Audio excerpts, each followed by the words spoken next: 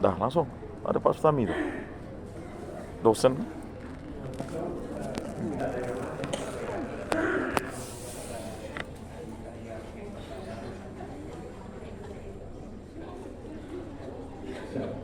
Sambil menunggu peserta, Bapak Ibu mungkin ada tadi pertanyaan yang mau diajukan, lalu kemudian waktunya tidak cukup, lalu tentu sambil kita menunggu. Silakan. Boleh tak menyanyi dia yang berbeda? Boleh tak mau nanya? Ah, dia dah nanya.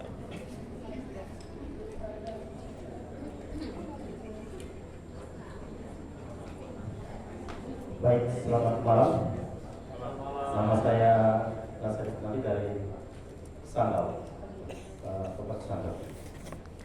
Jadi pertanyaan saya, ketika seputar hierarki gereja itu sebelum konsili, setelah konsili, dan setelah konsili,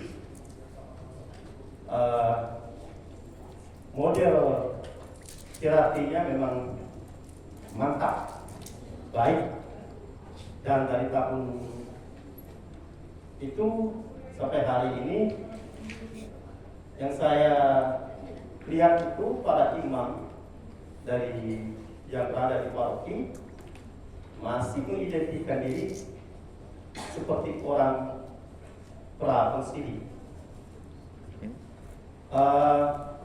Tidak ada saya melihat sebagai gembala yang mendengar, tapi kecenderungan yang saya lihat itu gembala yang merasa diri segala-galanya.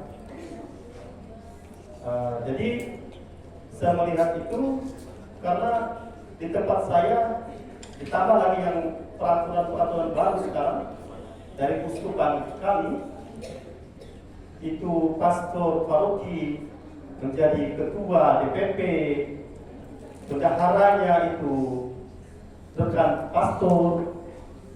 Jadi tugas-tugas yang seharusnya bisa diberikan kepada umat diambil alih semua.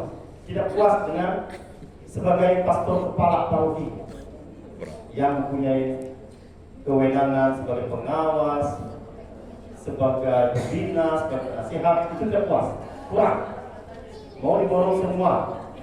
Sehingga tugas-tugas dari umat kecenderungannya itu adalah menerima apa yang sudah ditugaskan oleh pastor sebagai koordinator bidang ini, bidang itu, bidang ini, bidang itu. Ya, jadi yang saya lihat itu mengapa hal itu kok semakin memperburuk keadaan pastor paroki kita di kampung tanpa pengawasan dari dewan paroki yang biasa diambil alih oleh umat awam kita. Jadi kalau hal seperti itu terjadi ke depannya, kecurigaan saya adalah pastor tidak mau sama sekali dikritik, karena tidak ada orang yang bisa mengkritik mereka. Karena orang di bawah itu adalah koordinator. Yang di atas itu adalah ketua DPP-nya dan dia sendiri, pastor paroki. Seperti itu. Jadi hierarki ini kembali saja jadinya seperti prakonsili, bukan pada tadi itu yang bentuknya melingkar, yaitu bekerja bersama untuk membangun gereja universal. Jadi kerjanya seperti seolah-olah kita tetap mempertahankan hierarki. Nah, jadi pertanyaan saya pastor, mengapa itu bisa terjadi? Sedangkan kita sudah berupaya untuk melihat hierarki itu sebagai, tidak lagi melihat sebagai sebuah hierarki, tetapi sebagai kumpulan yang melingkar. Jadi bekerja sama dalam bentuk pengembalaan bersama. Jadi tugas-tugas itu seolah-olahnya seperti tadi saya katakan, mengapa bisa itu terjadi? Di zaman sekarang seharusnya semakin mempererat bersama. Ada orang yang bisa menegur, menasihati pastor, jadi tidak ada lagi. Jadi pastor suka-sukanya nanti pada akhirnya menggunakan uang paroki karena tidak ada kejelasannya. Ketika ditanya berapa anggaran kita, hanya Tuhan yang dan pastor yang tahu. Tanya berapa? Iya, jadi kalau masuknya ada dana masuknya itu ditulisnya, tetapi dana keluarnya hanya pastor dan Tuhan yang tahu. Jadi sisa setiap akhir tahunnya mengabdi, bisa saja 2 periode atau dalam 10 tahun atau 8 tahun mengabdi, sisa kas paroki 0 rupiah. Karena tadi antara pastor dan Tuhan yang tahu. Ya Allah. Jadi mengapa itu bisa terjadi? Sedangkan kita ingin melihat gereja sebagai suatu kumpulan itu. Itu pertanyaan saya. Yang kedua, agak menyimpang sedikit, boleh ya? Karena ini pun bicara tentang gereja tadi. Tapi masih berhubungan dengan liturgi gereja kita. Saya melihat orang awam yang memimpin di stasi, di lingkungan tentang ibadat sabda, diacak-acak oleh KWI yang merasa diri paling benar itu. Mengapa saya katakan itu? Contohnya saja tentang doa syukur agung. Hampir setiap tahun diterbitkan, ada perubahan ini, perubahan itu. Tangan harus dikepal, tangan harus ditiup, semua itu berubah. Harus berdiri dan berlutut, itu berubah. Jadi umat pusing di kampung sana. Apa mereka lagi, mohon maaf, ketua kita tadi, orang kampung yang dalam tanda kutip tidak ada pendidikan. Lalu mereka disuruh mempelajari tata liturgi kita yang aneh-aneh itu. Saya kadang berpikir begini, itu tidak dosa Bapak. Jadi lakukan apa yang sudah ada saja. Itu hanya modifikasi dari orang-orang KWI saja yang buat kita kapal itu setiap tahunnya. Jadi ketika kami memberi misalnya saja, oh kita akan menggunakan ini lagi Pak. Jadi tata liturgi kita begini. Tiba-tiba tahun depan berubah lagi.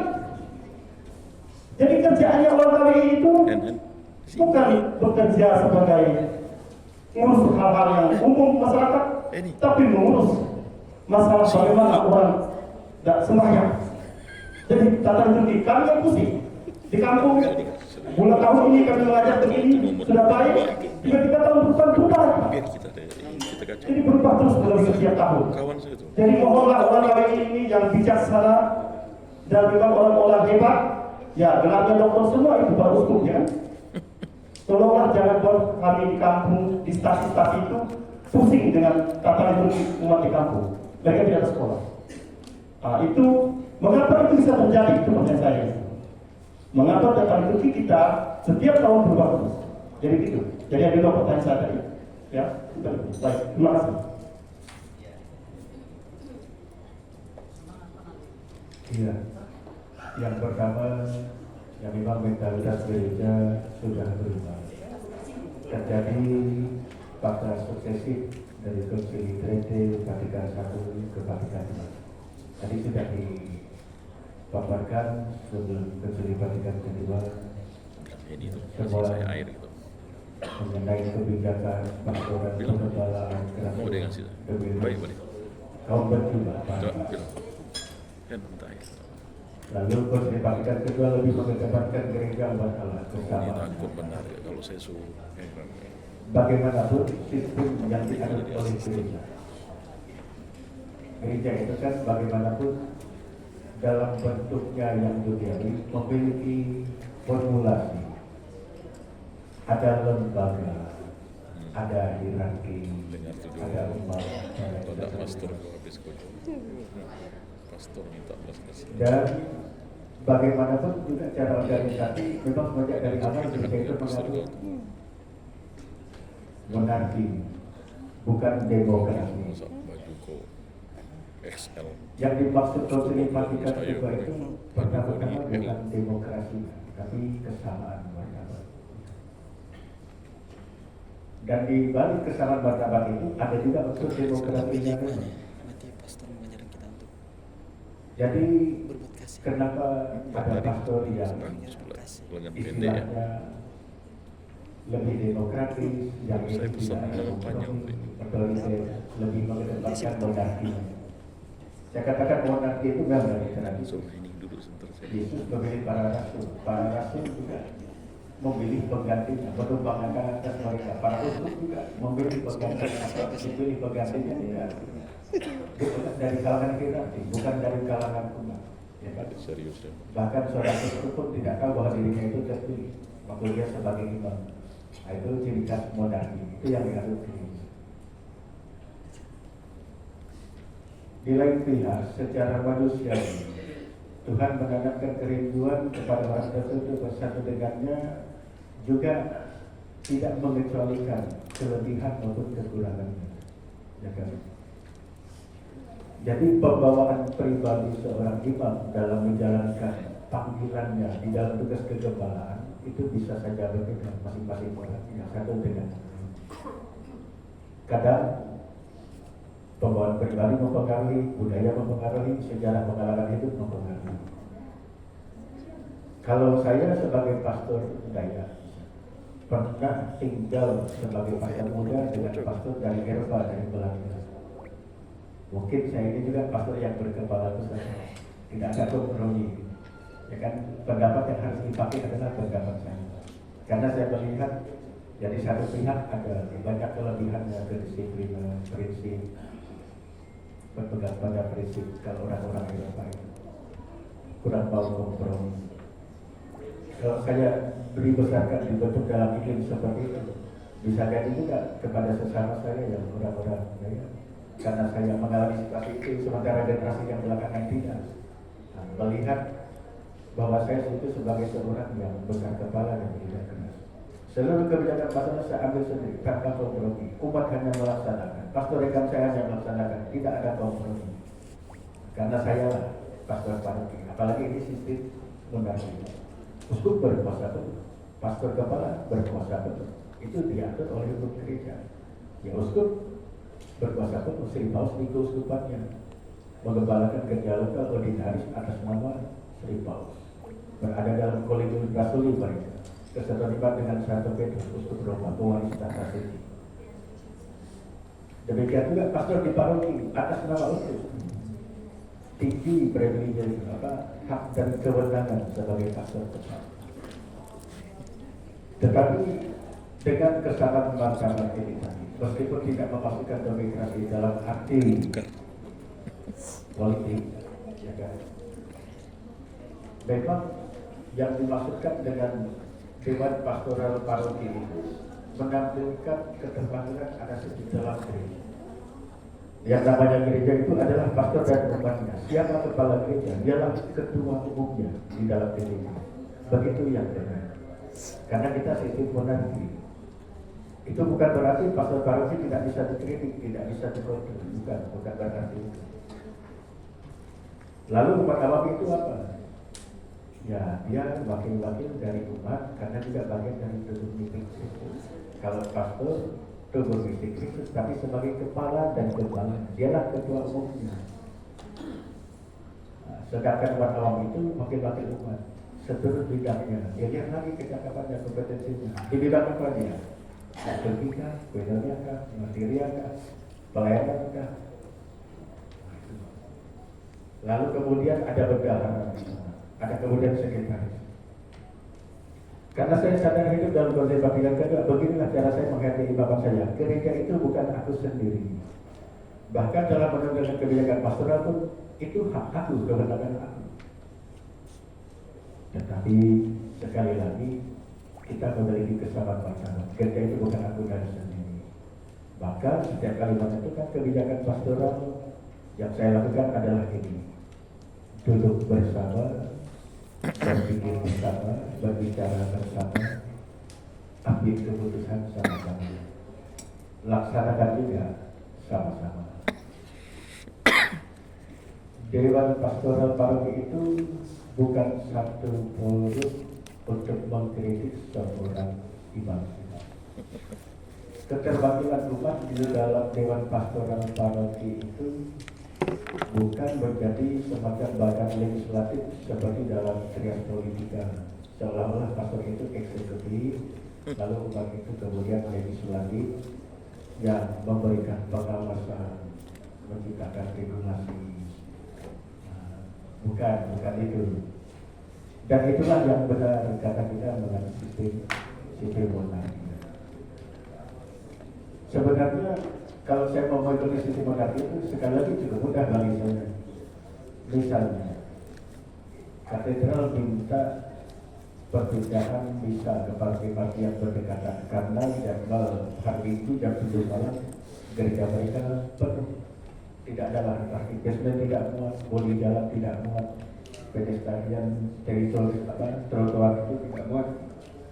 Lalu dibawa itu ke Dekatan menunjuk 2 paroki terdekat, Kota Baru ke KPD. Sebenarnya kalau aku mau merumuskan kebijakan di atas meja, aku pindah saja bisa hari Minggu jam 6 sore ke jam 7. Lalu kemudian minta umat melaksanakan. Tapi karena saya sadar bahwa sekarang ini adalah konsili Vatikan kedua, itu saya bawa di dalam rapat DPP, meminta pendapat umat, ambil keputusan sama-sama, laksanakan sama-sama. Sehingga kalau dalam perjalanannya keputusan itu benar, memberi daya manfaat yang besar untuk gereja, untuk MPD, untuk katedral, ya ini adalah keputusan gereja. Dan kalau keputusan itu salah, tidak memberikan daya manfaat yang besar, tim kolektif pulangnya ke larut malam, kadang mulai disambut jam 7, jam 10 belum nyampe dulu. Umat pun mungkin tidak capek menunggu hari malam, mau misa itu. Banyak umat yang lari ke paroki lain, karena ingin misa sore, tidak ingin misa dalam larut malam, dan seterusnya. Kita ambil juga kebijakan itu di dalam DPP. Ternyata keputusan selama ini salah. Yang salah bukan aku sendiri, tapi kita gereja salah dalam kanan. Begitu juga menyangkut terobosan baru dalam berpastoral pasca pandemi. Banyak paroki yang sudah pulih, kita pulih lebih cepat, keadaan ekonomi umat membaik dan lain seterusnya. Bahkan dulu paroki-paroki yang sudah keluar, paroki yang super mandiri turun tingkat menjadi paroki mandiri menjadi paroki subsidi.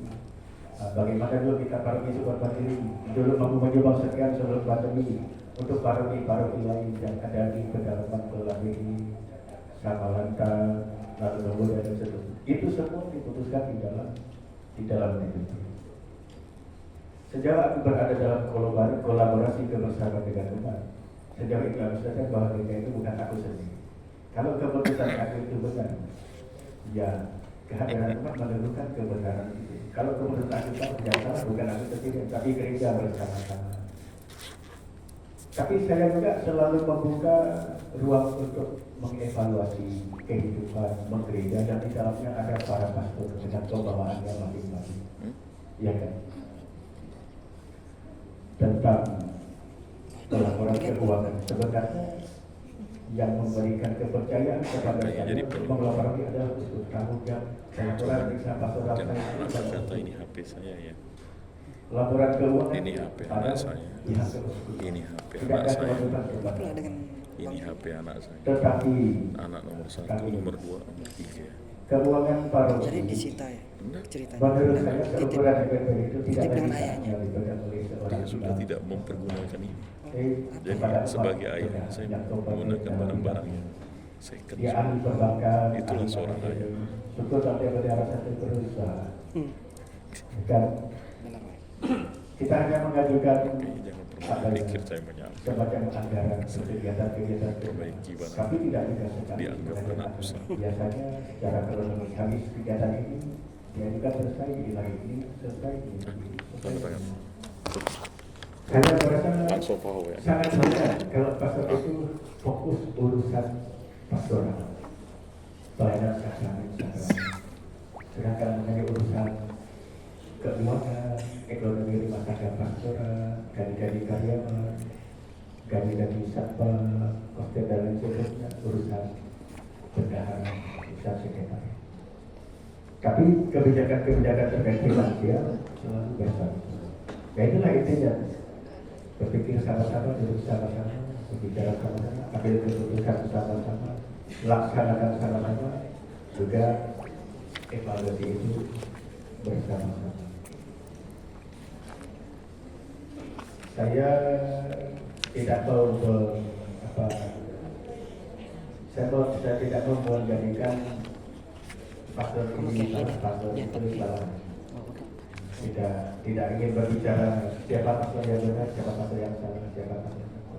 Tapi saya mengungkapkan yang ideal ini saya lakukan. Saya tidak tahu pastor.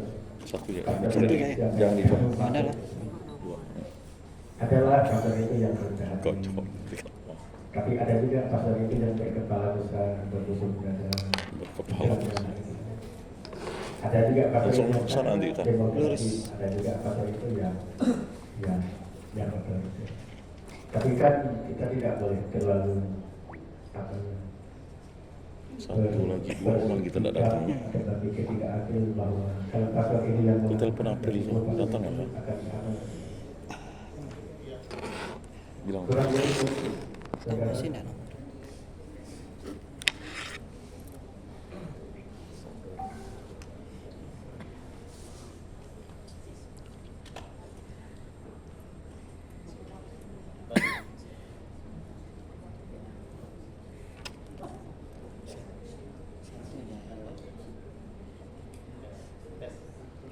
Selamat malam. Selamat malam.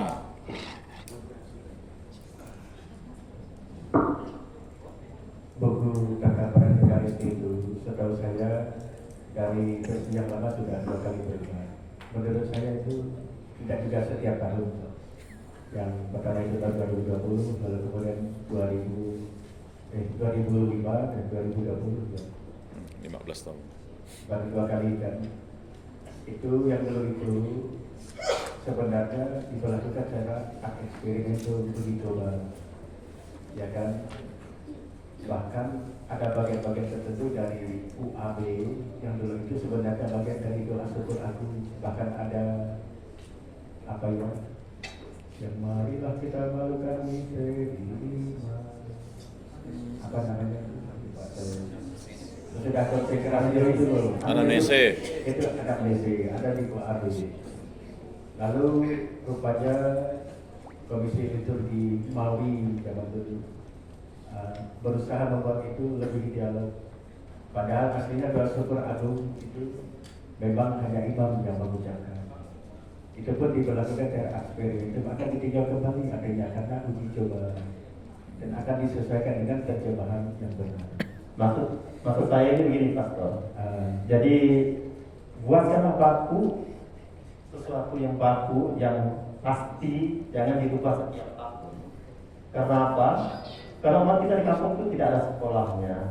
Jadi ketika hal itu setiap tahun diperbaharui, mereka sendiri bingung jadinya. Dan mereka tidak sekolah, lalu dibuat seperti itu. Maunya gereja paroki. Mereka selalu mengatakan bahwa maunya gereja paroki ini maunya apa? Kami bingung jadinya katanya. Ketika kami laksanakan tahun ini dibuat, laksanakan tahun depan berubah lagi.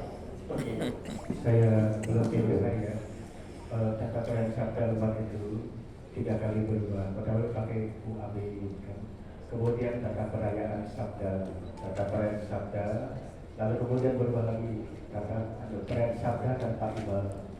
Dan memang yang terbaru ini ada pilihan alternatif kalau ada komodi ini, ada komodi ini. Berbeda ibadatnya pun lebih dari 1, ya kan. Lalu bacaannya karena itu perayaan sabda, benar-benar semua sabda ditampilkan 3 bacaan. Demikian juga TPD memang berubah karena yang TPD itu selalu ditinjau kembali. Juga melihat selain perkembangan liturgi, melihat penyimpangan-penyimpangan, sehingga ada juga yang kemudian diatur kembali. Tetapi begini saudara, KWI itu tidak membuat sembarangan tata perayaan Ekaristi. Selalu ada konsultasi dengan kongregasi suci untuk urusan liturgi dan peribadatan gereja. Itu ada satu departemen khusus yang baru mengurus hal khusus. Kalau apabila diperlakukan SPD itu ditinjau kembali lalu kemudian berubahlah dia. Karena memang begitu yang benar. Tapi yang terakhir ini,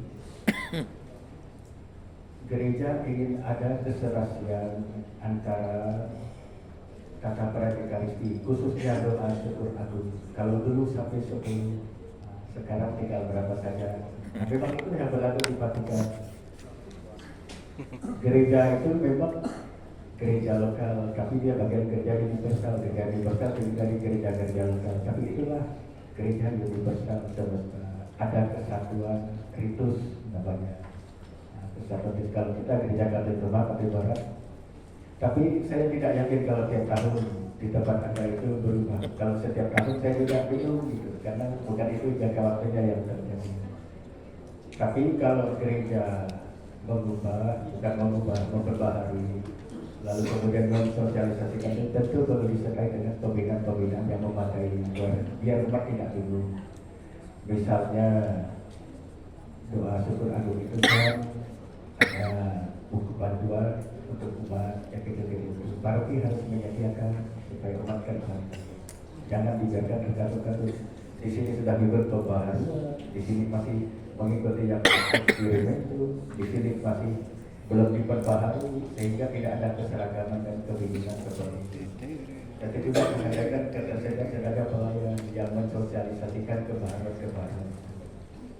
Jangankan tata perayaan busa atau buku tata perayaan saja, kitab suci juga akan berubah karena bahasa manusia itu berubah, ejaan berhuruf berubah. Dulu menghadap ke Yerusalem bait Allah, terjemahannya menghadap Mekah. Karena dominasi bahasa Melayu kan akarnya dari situ. Yesus, ya dulu kita pakai kata Isa, bahkan dalam waktu yang lama kenaikan Isa Al-Masih. Itu kan pakai bahasa Arab.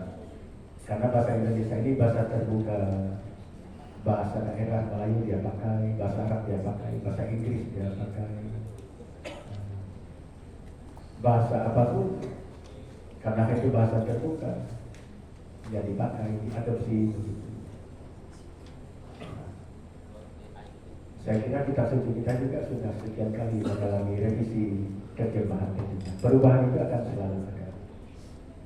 Kalau misalnya ditutup gereja itu dalam hal itu menyediakan lahan yang baku, yang berlaku universal untuk selamanya.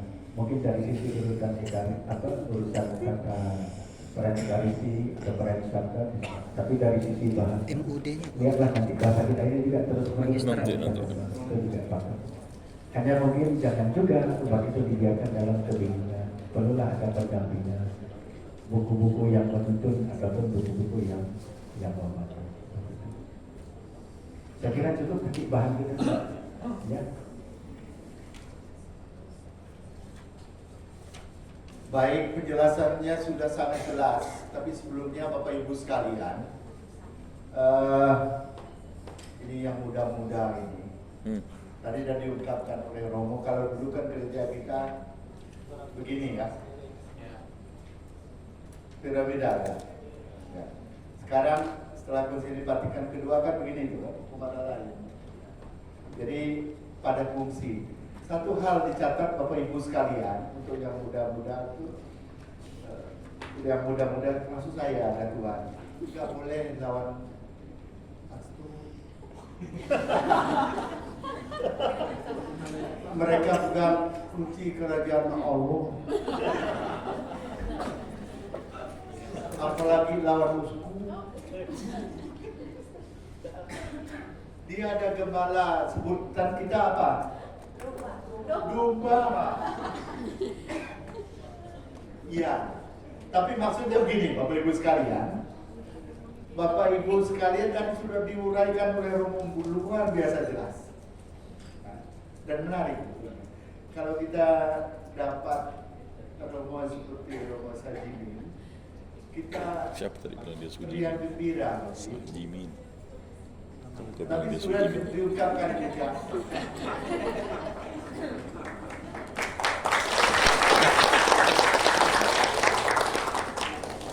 Ada Romo yang tadi dengan bertukar kultur, ya mohon maaf ya Romo, gejalanya tantang, tenteng gitu kan, tahu. Tapi itu Romo. Kita wajib taat. Iya. Pokok Romo ini kunci kerajaan surga. Ini yang muda-muda jangan lawan Romo. Nanti diekskomunikasi. Berat. Benar tidak? Benar. Iya, itu yang harus diingat dulu. Yang muda-muda. Ya. Tapi baik, supaya kita semua, tadi ini pengantar saja. Saya terima kasih Romo. Tadi sebenarnya seharusnya saya tadi karena masih ada rapat, jadi mohon maaf Bapak Ibu sekalian. Saya lihat banyak yang alumni Staka. Angkat tangan dulu, saya lihat wajahnya. Karena ini, ya. Sama lah. Pokoknya mau STP ada mulai membedakan itu. Itu udah jelas-jelas itu. Penyuluh katekis, guru agama, pewarta kabar gembira. Enggak usah dibeda-bedakan. Haleluya. Namanya beda. Amin. Ya.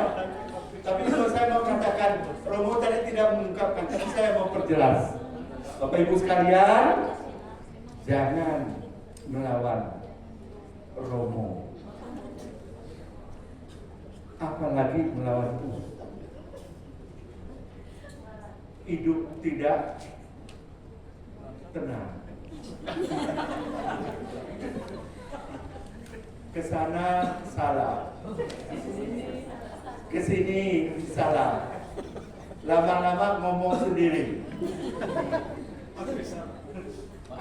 Bapak Ibu lanjutkan. Karena itu, baik Romo kita lanjutkan saja. Terima kasih, kita beri tepuk tangan untuk Romo dulu.